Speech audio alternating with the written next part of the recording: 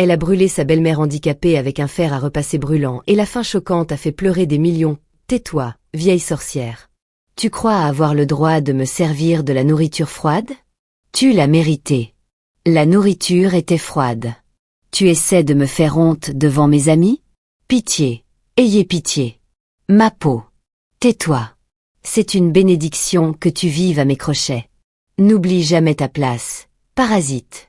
Mon Dieu, aidez-moi. Personne ne te sauvera aujourd'hui. Et je vais m'assurer que tu te souviendras de cette douleur pour le reste de ta vie. Pourquoi la maison est-elle si sombre? À l'aide, mon fils. À l'aide. L'après-midi à Lagos était lourd, comme un orage prêt à éclater. Le ciel s'assombrissait, les nuages bas pesant sur les toits luxueux des quais. Dans la vaste demeure au sol de marbre étincelant, Mama Nena était assise sur une chaise en bois près de la fenêtre de la cuisine. Ses jambes inégales s'étiraient, l'une tremblant doucement tandis que ses doigts frêles s'agrippaient à la nappe pour garder l'équilibre. L'odeur d'une soupe de gombo, de poissons séchés et d'épices chaudes se mêlait, chaude et familière, si ce n'était pour les pas froids qui s'approchaient derrière elle. « Tu as encore renversé de la soupe par terre », dit la voix de Merci, douce et égale, mais sous laquelle se cachait une lame recouverte de velours. Mama Nena sursauta et baissa les yeux. Oui, quelques gouttes avaient éclaboussé le marbre. Elle se pencha rapidement avec un torchon, mais au moment où ses genoux pliaient, une douleur aiguë lui traversa la jambe. Son mollet gauche tremblait, vacillant sous son poids fragile. « Je suis désolée. Mes jambes sont trop faibles, murmura-t-elle. Merci s'approcha et lui arracha le torchon des mains. Si tu es vieille et maladroite, très bien, mais tais-toi. Ne transforme pas cette maison en porcherie. Tu comprends? La vieille femme avala sa protestation. Elle avait vécu assez longtemps pour savoir que certaines batailles étaient perdues d'avance quand on était faible. Mais son cœur se serra à un mot en particulier, cette maison.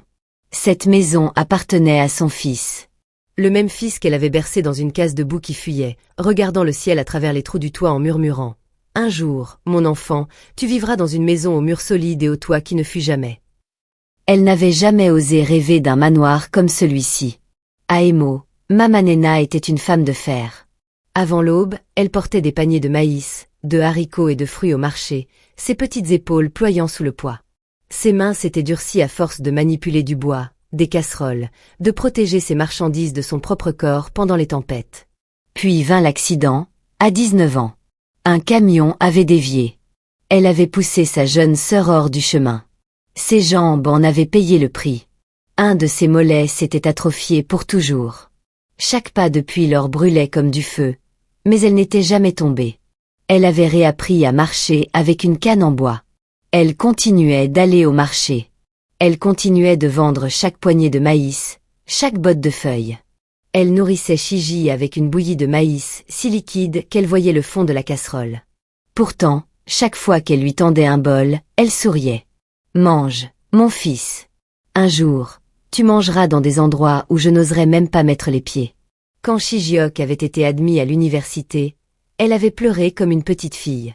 Quand il était devenu milliardaire et que son nom était apparu à la télévision, elle avait serré un vieux journal froissé et relu chaque ligne encore et encore, malgré ses yeux qui faiblissaient.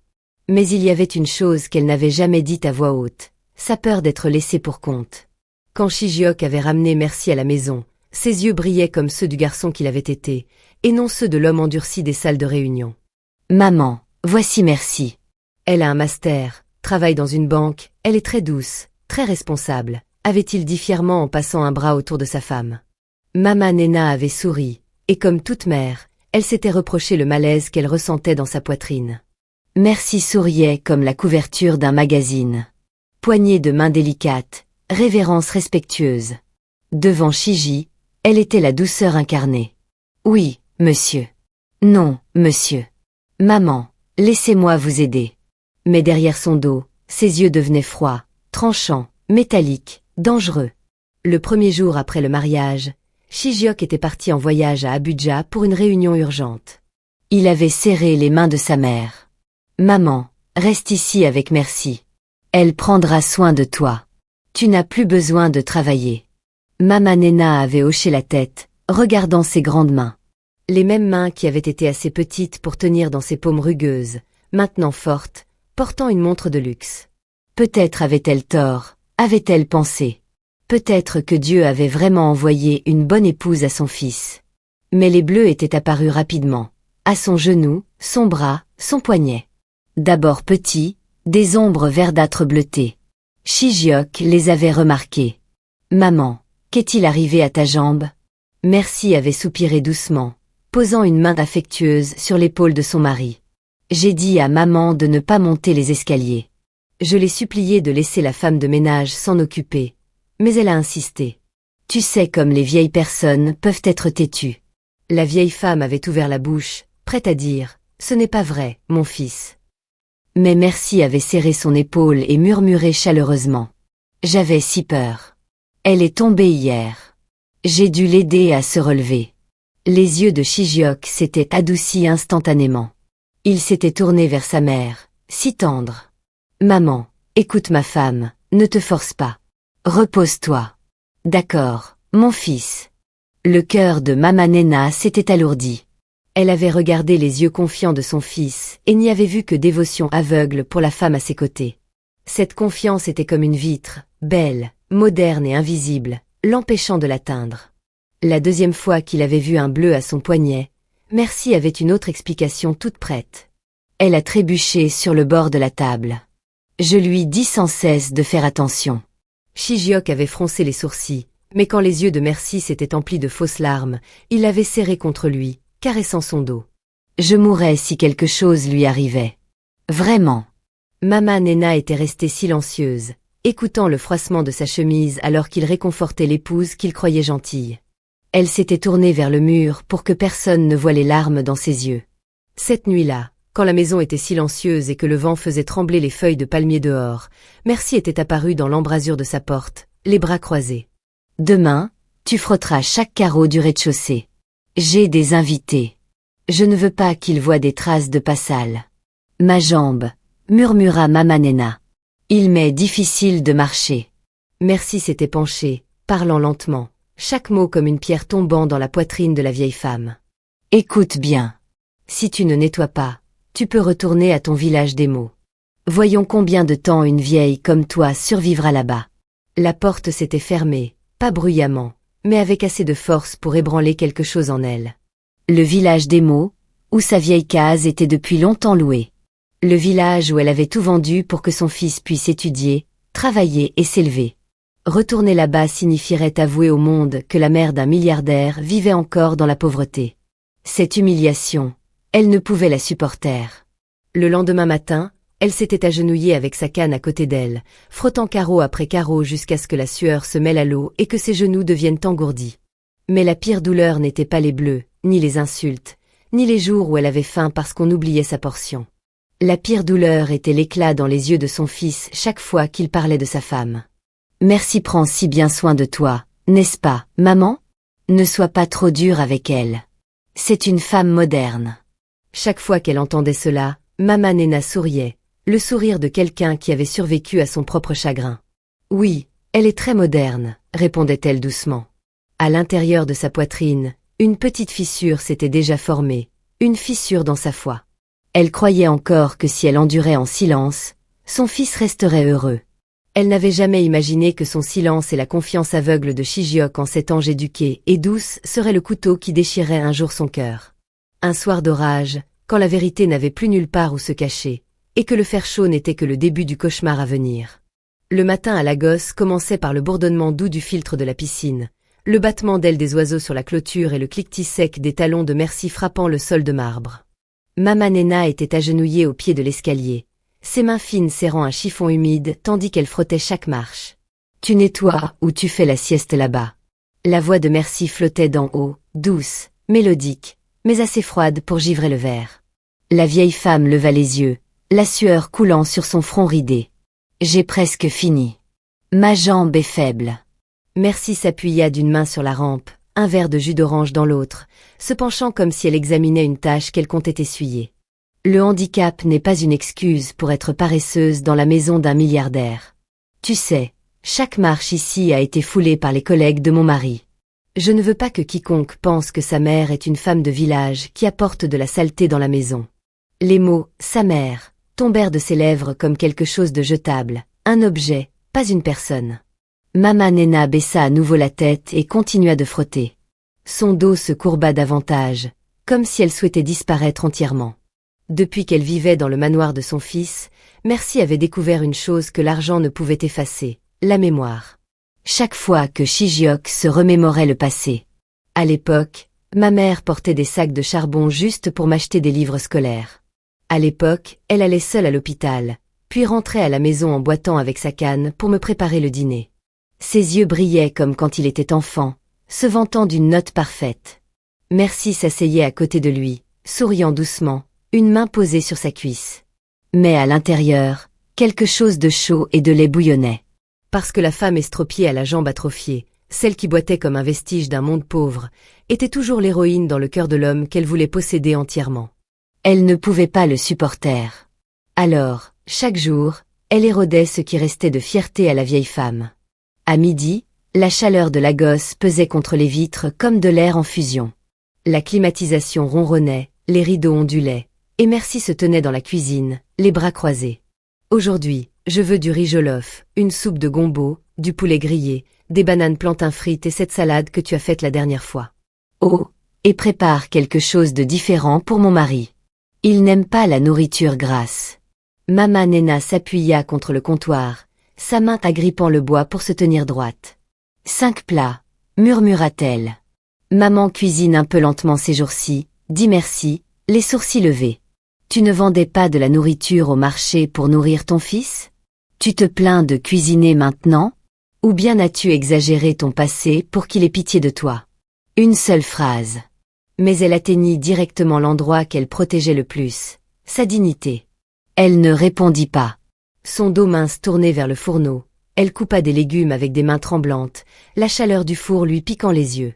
La distance entre la cuisine et la table à manger n'était pas grande, mais avec sa jambe tordue, chaque trajet semblait comme gravir une montagne. Quand elle posa le 5e plat sur la table, la sueur avait trempé sa blouse et ses mains tremblaient si fort que la louche faillit lui échapper. Merci jeta un coup d'œil à la nourriture, les lèvres se soulevant légèrement. Pas mal, mais la façon dont tu marches avec les plats, ça a l'air si rustique. La prochaine fois qu'on a des invités, ne viens pas dans le salon. Je ne veux pas que quelqu'un demande pourquoi ma belle-mère ressemble à une domestique. La vieille femme se figea, les mains empilées l'une sur l'autre, les ongles s'enfonçant dans la peau. Belle-mère. Domestique. Dans la maison de son propre fils, la ligne entre les deux n'était qu'à une phrase de distance. Un après-midi de pluie martelait la toiture en zinc derrière la cuisine. Des klaxons lointains résonnaient de la route principale. Mama Nena tendit la main vers le bord de son lit et chercha sa canne en bois. Elle se souvenait l'avoir placée à côté de l'armoire, comme toujours. Ses doigts ne trouvaient rien. Elle se redressa brusquement, le cœur battant. Ma canne? Où est ma canne? Elle se mit debout. Sans la canne, son corps penchait dangereusement. Une douleur fulgurante lui traversa le genou jusqu'au crâne. En s'appuyant sur les meubles pour se soutenir, elle se traîna vers la porte. Merci était assise sur le canapé, faisant défiler son téléphone, les jambes croisées, la télévision allumée pour l'ambiance. Merci, as-tu vu ma canne? Demanda la vieille femme, la voix tremblante. Merci ne leva pas les yeux. Peut-être que la femme de ménage l'a déplacée. Tu n'as pas vraiment besoin d'une canne. Tu ne marches que dans la maison. Mais, ma jambe. Cette fois, Merci leva la tête, l'irritation brillant dans ses beaux yeux. À quoi te sert exactement la canne? Pour te traîner dans la rue. Laisse les gens voir la mère d'un milliardaire boiter comme une mendiante. Assieds-toi dans ta chambre. Je ne veux pas que tu te promènes et que tu nous fasses honte. Silence. Milliardaire. Les deux mots placés ensemble comme un verdict. Cette nuit-là, quand elle dut aller aux toilettes, elle utilisa ses deux mains pour s'appuyer contre le mur et traîna sa jambe vers l'avant, centimètre par centimètre. Chaque pas était une traînée de feu sur son genou. Elle glissa à un moment, tomba par terre et se cogna le front contre le lavabo. Une fine ligne de sang coula. Elle se mordit la lèvre pour ne pas crier. Un seul murmure lui échappa. À l'aide. Personne ne vint. Personne n'entendit. Les jours où des invités visitaient le manoir, remplis de rires, des voitures de luxe bordaient l'allée.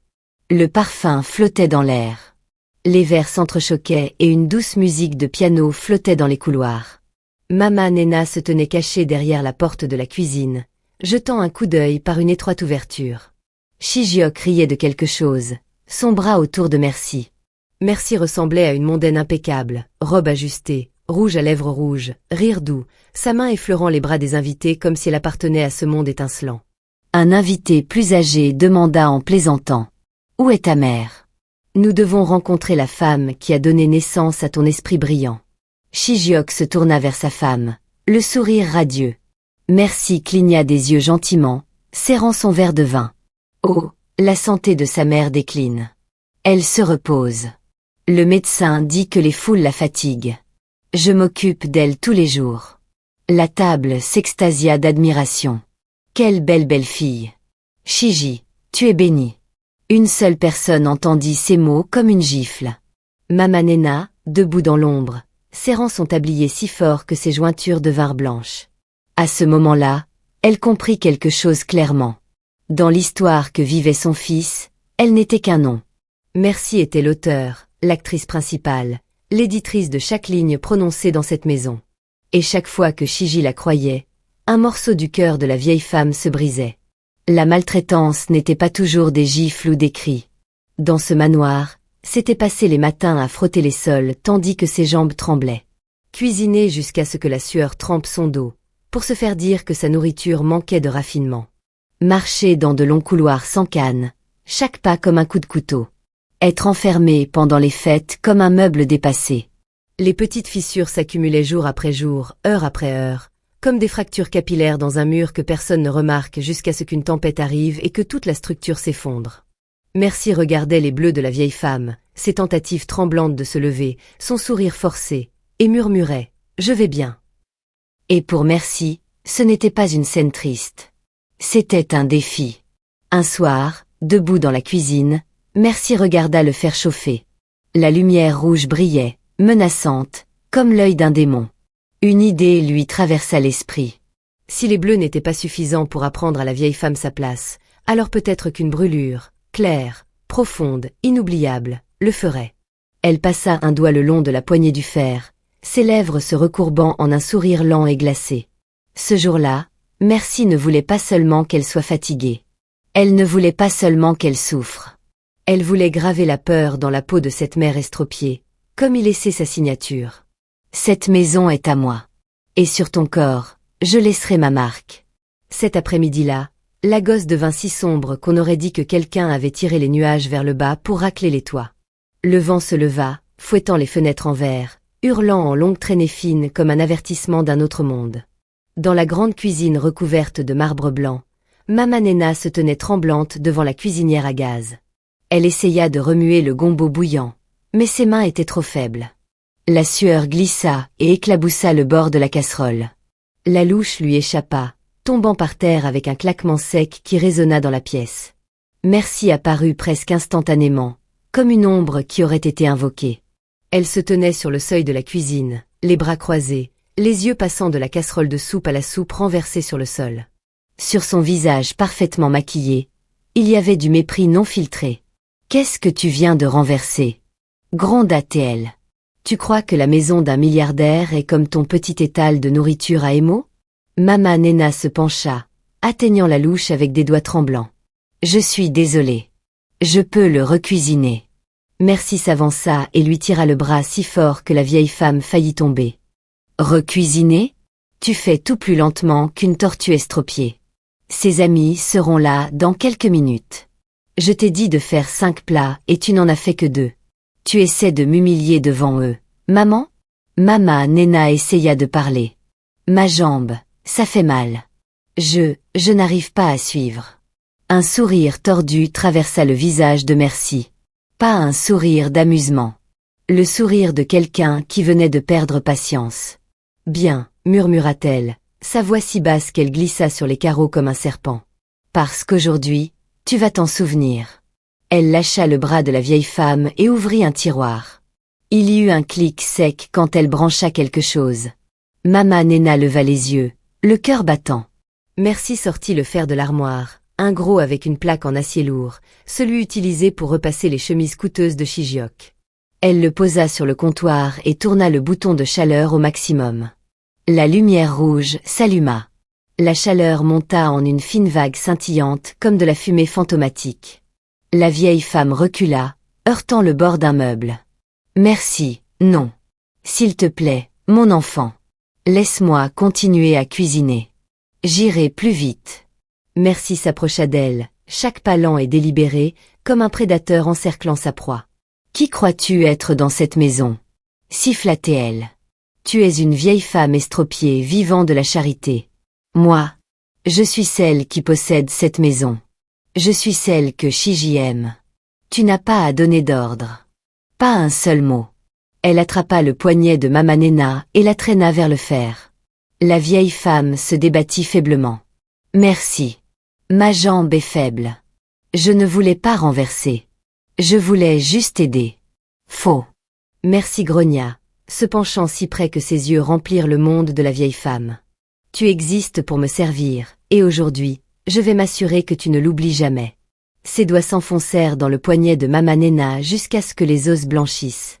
Puis, d'un mouvement rapide comme l'éclair, Merci écrasa la main de la vieille femme contre le fer brûlant. Le bruit de la chair qui brûlait traversa la cuisine. Le cri qui déchira la gorge de la vieille mère était comme du tissu se déchirant, traversant les murs de marbre, la grande cuisine, jusqu'au ciel noir de la gosse. Le fer incandescent cautérisa sa peau, la chaleur explosant dans l'air, le remplissant d'une odeur épaisse et écœurante de chair carbonisée. Sa peau se rétracta, ses doigts se convulsèrent, essayant de s'écarter, mais Merci appuya encore plus fort. « Vieille sorcière ingrate !» gronda Merci. Sa voix assombrie par quelque chose de presque démoniaque. « Tu te souviendras de cette leçon chaque fois que tu regarderas cette cicatrice. Tu n'oseras plus me défier, maman. » Mama Nena s'effondra, son corps se recroquevillant sur lui-même, son bras tremblant de manière incontrôlable. Les larmes coulaient sur son visage, se mêlant à la sueur, fusionnant avec une douleur trop profonde pour être exprimée par des mots. Quand Merci la lâcha enfin, la main de la vieille femme était rouge vif, puis rapidement gonflée, violette et noire, comme si elle allait éclater. Elle tomba sur le sol de marbre, serrant son bras brûlé, sanglotant comme un enfant battu dans le noir. Merci la regarda sans une once de pitié. Elle sortit un mouchoir, tamponna un peu de sueur sur son propre front et dit calmement, la voix plate et froide. « Si tu vas à nouveau contre moi, la prochaine fois, ce ne sera pas seulement ta main. » Puis elle se retourna et s'éloigna, laissant Mama Nena recroquevillée par terre, tout son corps tremblant comme une feuille dans une tempête. Dehors, le tonnerre explosa. L'éclair zébra le ciel d'un blanc aveuglant. Personne ne savait que ces coups de tonnerre étaient le roulement de tambour avant la chute des méchants. Parce que quelques minutes plus tard, le rugissement familier d'un moteur de SUV résonna à la grille du manoir.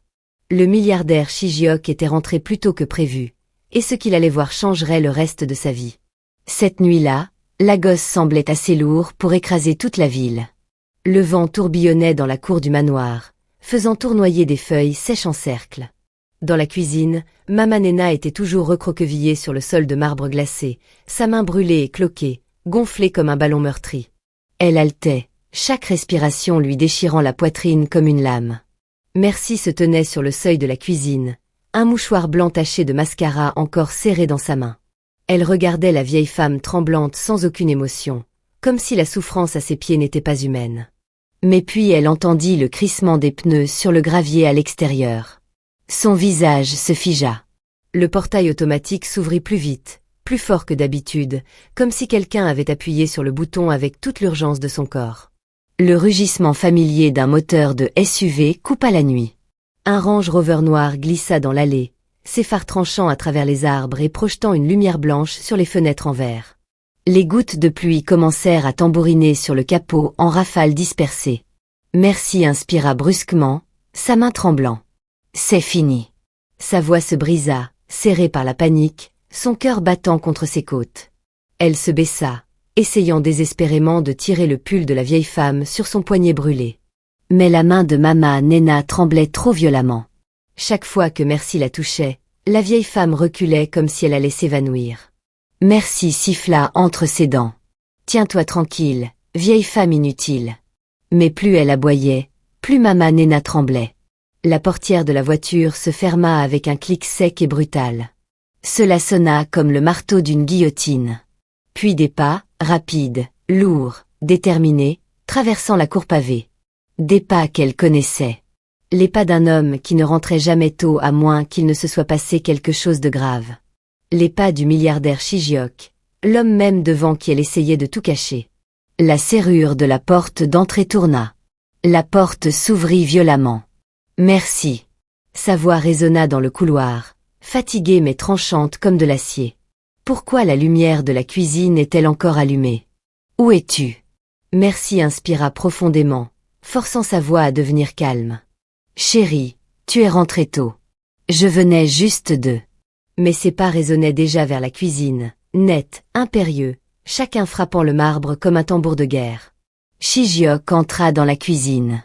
Il portait une chemise grise foncée, les manches retroussées, une mallette encore à la main, jamais ouverte. Ses cheveux étaient mouillés par la pluie, sa respiration rapide, comme s'il avait couru depuis la voiture. Il n'était jamais rentré tôt comme ça. Merci. Il fronça les sourcils. J'ai entendu un bruit. Où est ma mère? Merci avala sa salive, forçant un petit sourire fragile. Elle dort. Je venais de nettoyer la cuisine. Ne la réveille pas. Mais Shijiok s'arrêta, juste une seconde, et il remarqua quelque chose de minuscule, assez petit pour que seul un fils ayant vécu toute sa vie avec sa mère le reconnaisse. La pantoufle de Mama Nena gisait de travers sur le carreau. Pas là où elle la plaçait toujours. Pas la position de quelqu'un qui serait calmement allé se coucher. Et à côté, une larme encore fraîche, encore scintillante sur le marbre. Il tourna lentement la tête vers Merci, ses yeux se rétrécissant, s'aiguisant. Pourquoi la pantoufle de ma mère est-elle ici? Merci se figea, juste une fraction de seconde. Mais c'était assez, bien trop. Elle a dû venir chercher de l'eau. Je ne l'ai pas vue dans la cuisine. Sa voix descendit d'une octave, dangereusement calme. Merci donna un rire forcé. Elle avait soif. Elle aime l'eau froide, tu sais. Mais sa voix s'éteignit parce qu'en parlant, le regard de Shijiok tomba sur le sol, et il les vit. Les pieds de sa mère, dépassant de derrière l'île de la cuisine, nus, tremblants, tirés en une position recroquevillée comme un oiseau brisé. Il bougea vite, le cœur battant. Maman, sa voix se brisa, se fendit en un son qu'elle n'avait jamais entendu de lui. Il contourna le comptoir et vit une scène qu'il ne pourrait jamais oublier.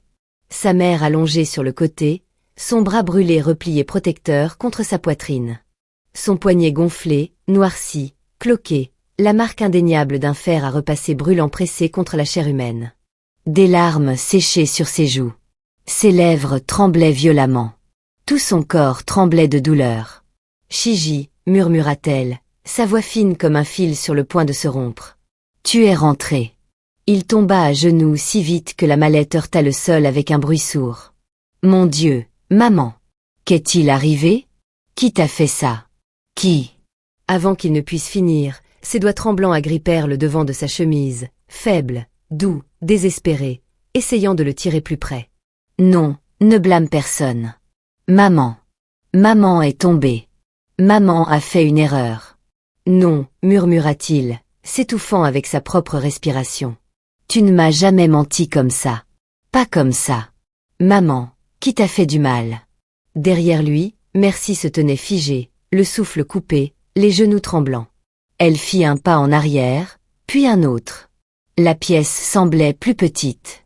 Les murs semblaient plus serrés. Son monde commença à se refermer. Puis, du coin de l'œil, Shijiok vit le fer posé sur le comptoir, encore faiblement rougeoyant de la chaleur résiduelle, encore branché. Quelque chose en lui se brisa. Un petit clic sec. Le son de la confiance se brisant, le son d'un cœur se fissurant. Le son d'un mariage mourant en un seul souffle. Il se releva lentement, délibérément, mais la fureur qui montait derrière ses yeux était volcanique. Il se tourna vers Merci. Il ne parla pas. Il n'en avait pas besoin, car le regard sur son visage, le regard d'un homme qui venait de voir la vérité derrière la femme qu'il avait aimée, disait à Merci tout ce qu'elle venait de perdre. Tout. Il venait de coucher sa mère sur le lit, enroulant un bandage temporaire autour de son poignet brûlé. Chaque mouvement de ses mains tremblait de peur, de douleur, de colère, et d'un flot montant de regrets qui lui donnait l'impression qu'un barrage se brisait en lui. La pièce était si silencieuse qu'il pouvait entendre ses respirations faibles et fragiles. Shiji regarda la main bandée de sa mère, et une douleur poignante lui déchira la poitrine, comme si une lame lui avait été enfoncée droit dans le cœur. Puis les souvenirs le tirèrent en arrière si violemment qu'il se sentit étourdi. Il avait 8 ans à nouveau, un petit garçon maigre, tout en coude et en rire, courant le long du ruisseau du village d'Emo, poursuivant un cerf-volant en papier déchiré. Le vent se leva. La ficelle s'accrocha à une branche, dépassant au-dessus de l'eau. « Maman, je peux l'attraper !» cria-t-il, les yeux brillants de triomphe. Maman Nena, alors dans la trentaine, son corps encore fort bien que sa jambe ait été endommagée des années plus tôt, l'appela. « Non, Shijiok, arrête. Les rochers sont glissants. » Mais le garçon n'écouta pas. Il tendit la main, posant le pied sur une pierre couverte de mousse, et glissa. Il entendit un cri court s'échapper de sa propre bouche. Puis l'eau glacée l'avala tout entier. Il se souvenait parfaitement de la panique. L'eau lui entrant dans la bouche, dans le nez. Ses bras s'agitant, ses pieds donnant des coups de pied dans le vide. Le courant l'entraîna vers le bas, le faisant tourner comme un jouet, lui volant chaque souffle comme une bête affamée. Il avait pensé « Je vais mourir ». Mais à travers l'eau rugissante, une main saisit son poignet. Une main faible, mais inflexible. C'était Maman Nena. Elle n'avait pas réfléchi. Elle n'avait pas hésité. Elle avait sauté. Elle n'avait pas pensé à sa mauvaise jambe. Elle n'avait pas pensé à la douleur.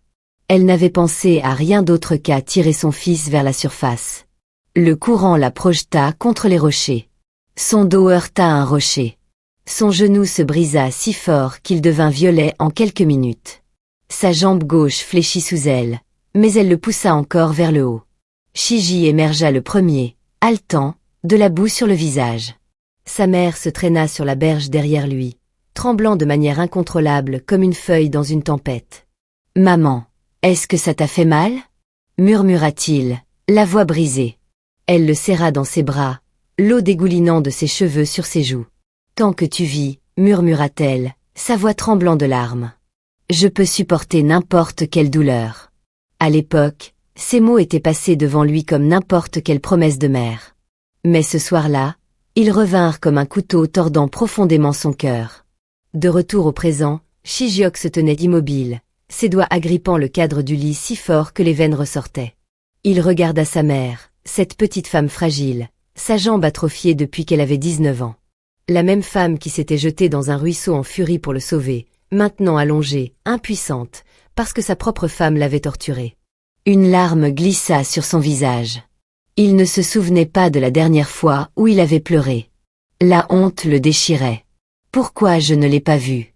Pourquoi ai-je cru au doux mensonge de merci au lieu de voir la souffrance de ma mère? Comment la main qui a sauvé ma vie a-t-elle fini par être brûlée dans ma propre maison? Dehors, la pluie frappait plus fort contre la fenêtre, chaque goutte résonnant comme un marteau dans son crâne. Shijiok s'assit à côté d'elle, prenant sa main enflée et brûlante dans la sienne. « Maman !» Sa voix se brisa. « Je suis désolée. Tout ce temps, j'ai fait confiance à la mauvaise personne. Je t'ai laissé souffrir seule. Je ne t'ai pas protégée. » Maman Nena ouvrit lentement les yeux, voilée, fatiguée, mais remplie de cet amour inconditionnel que personne sur terre ne pouvait imiter. Elle lui offrit un faible sourire, bien que ses lèvres tremblassent de douleur. « Tu es revenu, » murmura-t-elle. Ces mots le frappèrent comme la foudre. Il baissa la tête, des larmes tombant sur sa main bandée. Dans le couloir, Merci se tenait à quelques pas, son cœur battant comme des tambours de guerre. Elle vit le regard dans les yeux de Shiji, un regard qu'elle n'avait jamais vu durant tout leur mariage. Pas d'admiration, pas de confiance, pas d'amour. Seulement la fureur d'un homme qui avait été trahi au plus profond, au niveau le plus sacré. Dans le couloir sombre, Merci sentit quelque chose de glacé s'enrouler autour de sa colonne vertébrale. C'était fini, et elle savait qu'elle ne pouvait pas fuir ce qui allait arriver. La pièce s'assombrit alors que la tempête dehors s'abattait sur la ville. Chaque goutte de pluie frappant les fenêtres comme si elle essayait de briser les murs du manoir. Maman Nena était recroquevillée sur le côté, ses respirations courtes et brisées, sa main tremblant encore de la douleur qui refusait de s'estomper. Elle essaya de cacher son poignet brûlé sous la couverture, mais même le moindre mouvement lui faisait mordre sa lèvre pour étouffer un cri. Shijiok se tenait à côté du lit, les mains appuyées sur ses genoux, la tête baissée comme un homme qui venait de recevoir un coup droit dans l'âme. Il fixait sa mère, la femme qui avait sacrifié toute sa vie pour lui, maintenant recroquevillée dans la peur au sein même de la maison qu'il avait achetée pour la protéger. L'air devint épais, lourd. Le silence dans la pièce rampait sur la peau comme de la glace. Puis les yeux de Mama Nena s'ouvrirent. Ils étaient pleins d'amour, toujours pleins d'amour. Mais au fond d'eux se cachait une terreur qu'elle essayait désespérément de dissimuler. « Ne blâme pas Merci, murmura-t-elle, sa voix tremblante. Ne détruis pas ton mariage à cause de moi. » Shijiok sentit quelque chose se tordre violemment dans sa poitrine. Un soupçon aigu le frappa. Rapide, vif, brutal, comme l'éclair fendant le ciel. Pourquoi paniquait-elle au nom de Merci? Pourquoi cachait-elle sa main? Pourquoi mentait-elle alors qu'elle ne lui avait jamais menti de toute sa vie? Une vérité horrible commença à s'assembler dans son esprit. Il se redressa brusquement. « Laisse-moi voir la blessure. » Sa voix était si ferme, si sévère que sa mère sursauta. Mama Nena tira immédiatement sa main plus profondément sous la couverture, son visage perdant toute couleur. Et cette réaction, ce petit mouvement, fit tomber toutes les pièces du puzzle parfaitement en place. Shijiok se leva d'un bond, le cœur battant si fort qu'il pouvait l'entendre résonner dans sa poitrine. Un craquement assourdissant retentit dans son esprit, non pas à cause de la tempête, mais de l'endroit profond en lui où il avait enfoui chaque peur, chaque souvenir d'enfance, chaque vérité qu'il n'avait pas voulu voir. Sans un mot, il sortit son téléphone. Son pouce tremblait légèrement alors qu'il ouvrait l'application des caméras de sécurité du manoir. Il appuya sur Cam 4 cuisine. L'écran s'alluma. Il remonta d'1 heure en arrière. Puis l'image qui brisa toute sa vie apparut avec une clarté cristalline. Merci debout dans la cuisine. Le fer rougeoyant dans sa main. Son visage froid et tranchant comme une lame. Mama Nena traînée sur une chaise. Les mains tremblantes. La voix se brisant alors qu'elle suppliait. « Mon enfant, s'il te plaît, non. S'il te plaît. » Le cri de Merci déchira l'audio. Une estropiée n'a pas le droit d'avoir un avis dans la maison d'un milliardaire. C'est moi qui commande. Puis elle pressa le fer contre le poignet de la vieille femme. Le cri, le jaillissement de vapeur, l'odeur de chair brûlée. Shijiok sentit son sang se glacer. Il se redressa, son visage devenant aussi pâle que du papier. La pièce tourna autour de lui. Une seule larme tomba de son menton, atterrissant sur l'écran du téléphone, tombant sur l'image de sa mère se tordant de douleur sur le sol de la cuisine. Non pas parce qu'il était faible, non pas parce qu'il avait peur, mais parce que la douleur était trop grande, si grande qu'elle faillit le mettre à genoux. La vidéo se termina, l'écran devint noir, et son âme devint noire avec lui. Shijiok inspira lentement, profondément, de manière peu naturelle. Quand il releva la tête, ses yeux n'étaient plus ceux d'un mari gentil, ni ceux d'un homme reconnaissant, ni ceux d'un milliardaire à succès. C'étaient les yeux d'un homme dont la colère montait comme un volcan, prêt à exploser. Il se dirigea vers la porte, le dos droit, les épaules solides. Chaque pas qu'il faisait déterminerait le destin de quelqu'un. Il sortit sans dire un mot. Dans le couloir sombre, Merci se pressa contre le mur. Elle força un sourire tremblant. « Chérie, tu es rentrée tôt. Je n'ai pas eu le temps de... » Sa voix rugit dans le couloir comme un lion secouant la vallée, et tout le corps de Merci sursauta. Ce n'était plus la voix d'un mari, ni celle d'une frustration modérée, ni celle d'un homme qu'on pouvait fléchir avec des mots doux. C'était la voix d'un fils qui venait de voir sa mère torturée. La voix d'un homme dont la confiance avait été réduite en cendres. La voix du feu. Merci savait que ce moment était le début de sa chute, et qu'il n'y avait pas moyen d'y échapper. Cette nuit-là, la gosse semblait avoir été déchirée en deux par la tempête.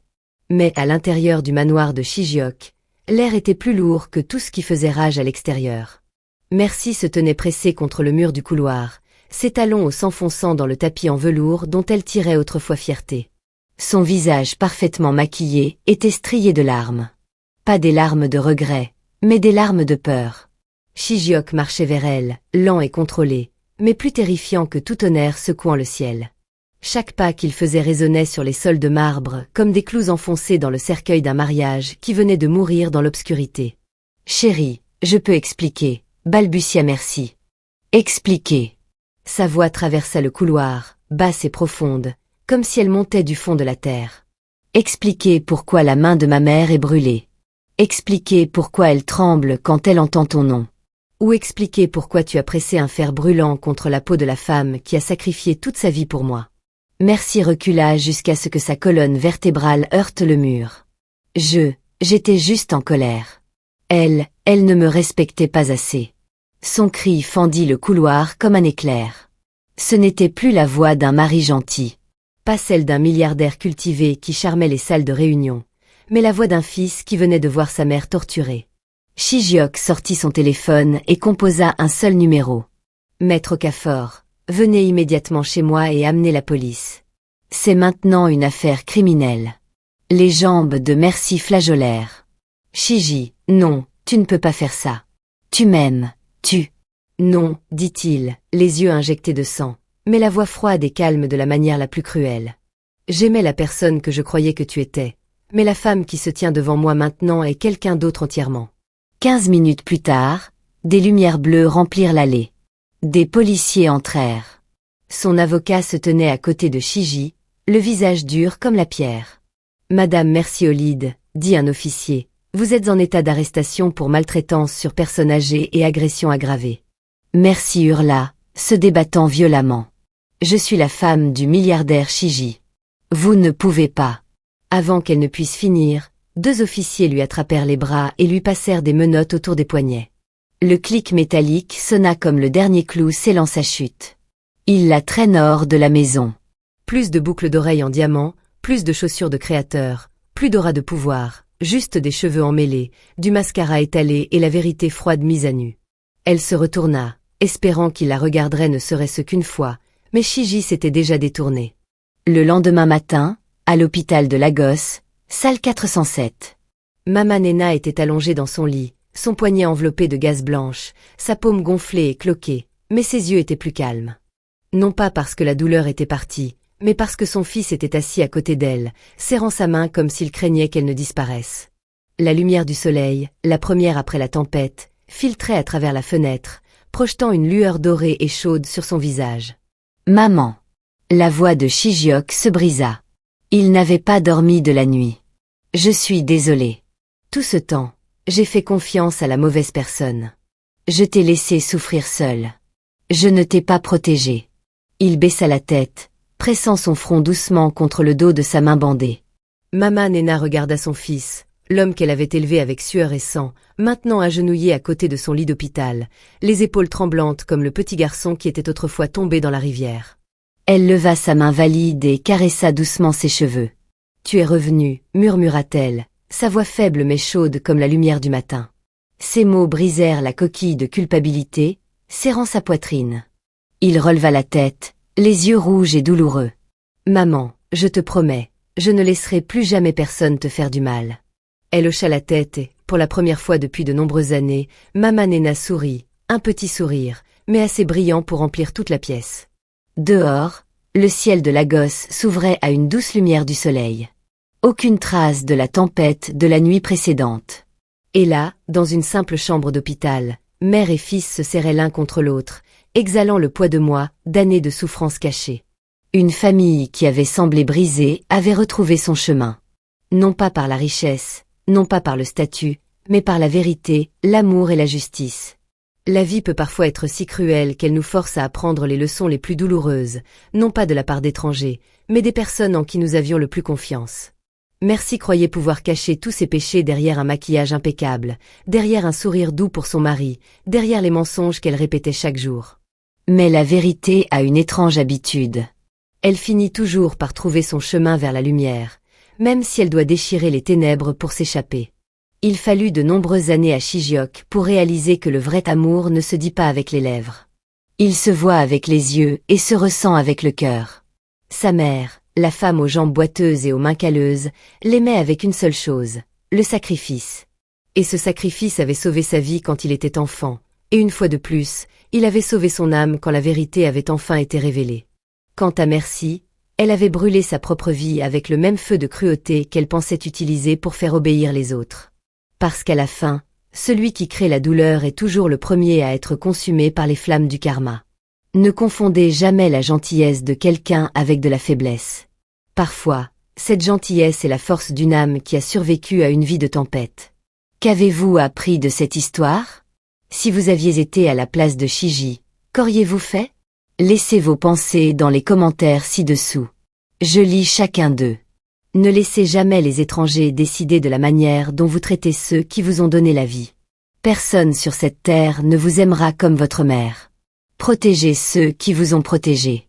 Car à la fin de la journée, l'argent peut construire une maison, mais seule la famille peut construire un foyer. Et souvenez-vous, là où l'amour manque, naissent les plus grandes tragédies. D'où regardez-vous?